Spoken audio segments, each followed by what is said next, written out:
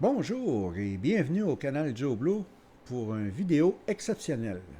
Normalement, je ne fais pas de vidéo en semaine car je travaille à temps plein et je suis fatigué lorsque j'arrive à la fin de la journée.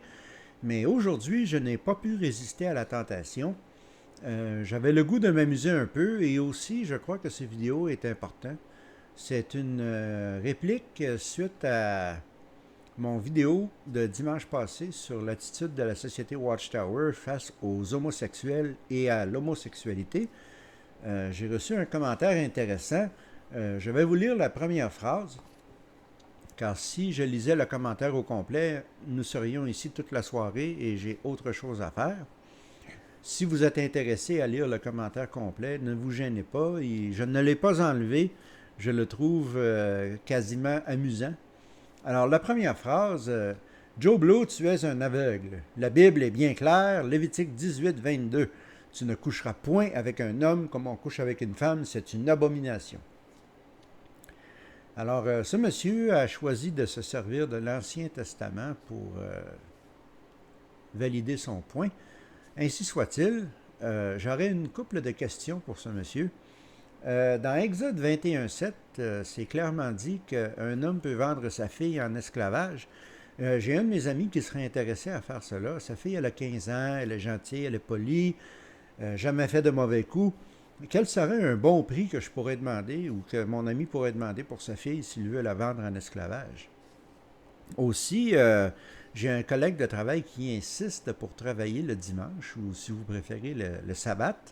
Alors, dans Exode 35, 2, il est clairement dit que cet homme, mon collègue de travail, doit être mis à mort. Mais est-ce que je suis moralement tenu de le tuer moi-même ou est-ce que je devrais appeler la police? C'est pas clair. J'aimerais vos conseils. Dans Deutéronome 22, 9, il est clairement dit que si un fermier plante deux sortes de cultures une à côté de l'autre, il doit être mis à mort.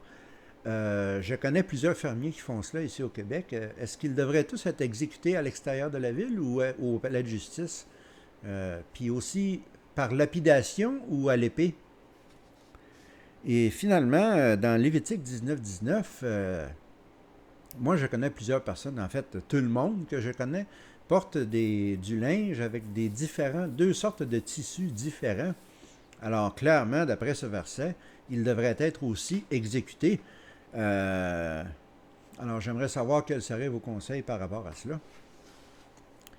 Alors, tout cela pour dire que si on avait un système de justice et un système moral basé sur la Bible, euh, vous vous imaginez un peu quel serait le résultat, surtout l'Ancien Testament. Je n'ai pas besoin d'en dire plus.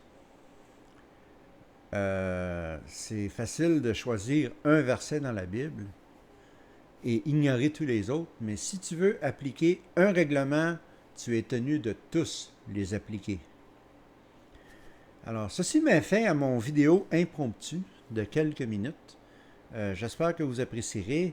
Je vous souhaite une bonne semaine et prenez bien soin de vous. Alors, on se revoit dimanche prochain avec un nouveau vidéo plus élaboré sur la société Watchtower. Bonne journée.